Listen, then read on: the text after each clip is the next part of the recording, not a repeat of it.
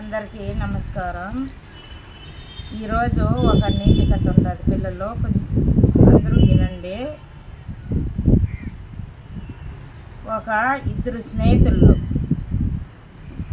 ఇద్దరు స్నేహితుల్లో ఒక స్నేహితుడికి అనేది డబ్బు అవసరం పడేతలకే డబ్బున్న అతను ఆ స్నేహితుడికి ఇచ్చినాడు.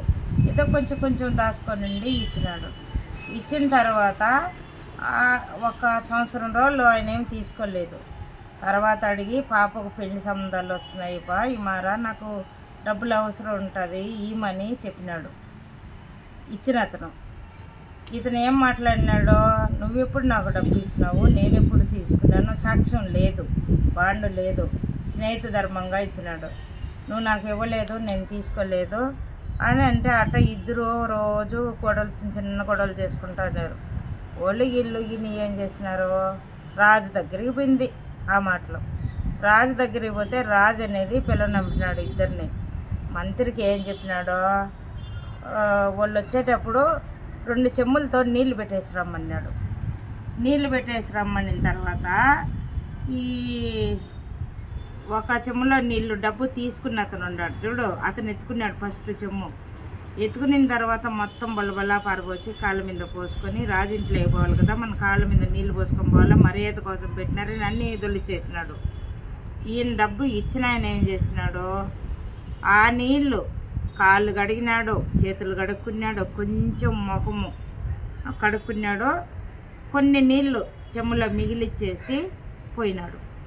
పోయిన తర్వాత రాజు దగ్గర అటొకరిని ఇటొకరిని కూర్చొని పెట్టినారు.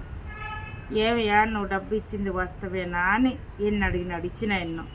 అవును స్వామి, కొంచెం కూడబెట్టుకొని ఇచ్చినాను నేను అంటాడు. ఆయన ముఖము ఏడుపు బాధతో ఉండదు.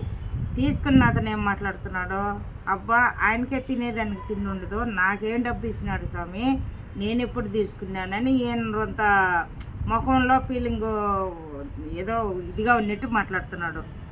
రాజు సరే 2 పేజీలు చూసి మంత్రిని పంపిస్తున్నాడు. వాకిట్లో 2 చెమ్ముల్లో నీళ్లు పెట్టినలా. ఆ నీళ్లు పెట్టినప్పుడు ఆ చెమ్ము అనేది 2 తెప్పమన్నాడు. తెచ్చిన తర్వాత ఆ చెమ్ములు చూసి డబ్బు ఇచ్చిన ఆయన చెమ్ములో 2 గ్లాసులు నీళ్లు మిగిలి ఉన్నాయి. డబ్బు తీసుకున్న ఆయన చెమ్ములో మొత్తము దొలిచేసినాడు. అప్పుడు ఇప్పుడే తెలిసిపోయిందిరా, నువ్వు ఎంత నీచపరుడువనో, ఒకరు సొమ్ము తిని నువ్వు తినలేదని మానత్వం లేని మనిషివిరా నువ్వు.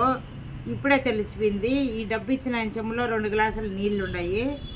తీసుకున్నావాడివి నువ్వు, డబ్బు ఎట్ట ఖర్చు పెట్టుకుంటావు అట్నే ఖర్చు పెట్టినట్టు నీళ్ళు అట్నే దొలిచేసినావు. తప్పనిసరిగా నువ్వు బాగి అయిన అతనుకో బాండు లేదు, పత్రం లేదు, ఏమీ లేదు, సాక్ష్యం లేదని ఎరగదీస్తున్నావు. అదంతా కాదు, నువ్వు తప్పనిసరిగా కట్టాల్సింది, ఇది రాజు వాగ్దానం అని చెప్పేసినాడు. అప్పుడు స్వామి తప్పే స్వామి, నేను తీసుకున్నాను, నేను ఆయన డబ్బుతో ఎక్కడెక్కడనో తిరిగినాను, ఏం కావాలంటే చేసుకొని తిన్నాము, మా భార్య బిడ్డలకు బట్టలు గిట్లు అన్నీ మేము బాగా ఇది చేసుకున్నాము, తప్పే స్వామి ఇస్తాను, పలానా టైం నాకు అని చెప్పి 1 వారమో 10 రోజుల్లో టైం తీసుకొని, రాజు కదా ఊరికి పెద్ద కదా, ఆయన కాడ చెప్తే తప్పుకునేదానికి ఉండదు కదా. ఇప్పుడంటే మనకు కోర్టులంట, జైళ్ళంట, అదంట ఇదంట, నోరుండోడిది రాజ్యంగా ఉండదు, నోరు లేనోడు ఏం చేయలేని పరిస్థితి కదా. ఆ రోజుల్లో ఒక రాజు అనేది ఉంటుంది, 10 ఊర్లకు 20 ఊర్లకు ఒక రాజు. ఆయన తెరిపోయినంట ఆయన చెప్పినట్టు. అప్పుడు ఒప్పుకొని ఈ డబ్బు ఇచ్చిన అతనుకు కట్టినాడంట. ఆయన ఎంత కష్టపడి చెంబులో నీళ్ళే మిగిలిచి వచ్చినాడంటే, ఆయన సంసారంలో కూడా ఎంత కష్టంతో మిగిలిచుంటాడు అని చెప్పి, అప్పుడు ఎవరైనా ఎక్కడైనా ఒక ఉద్యోగస్తులు కాదు, ఒక రైతు కాదు, ఎవరైనా సరే మనకు వచ్చేటప్పుడు 10,000 జీతం, 20,000 జీతం, లక్షలకు కోట్లకు పోతారు. పోయినప్పుడు ఇంకేం మనకు వచ్చినదని చెప్పేసి దాన్ని అనేది ఖర్చులు ఎక్కువ పెడితే బాగుండే అనిపించవచ్చు ఉంటుంది.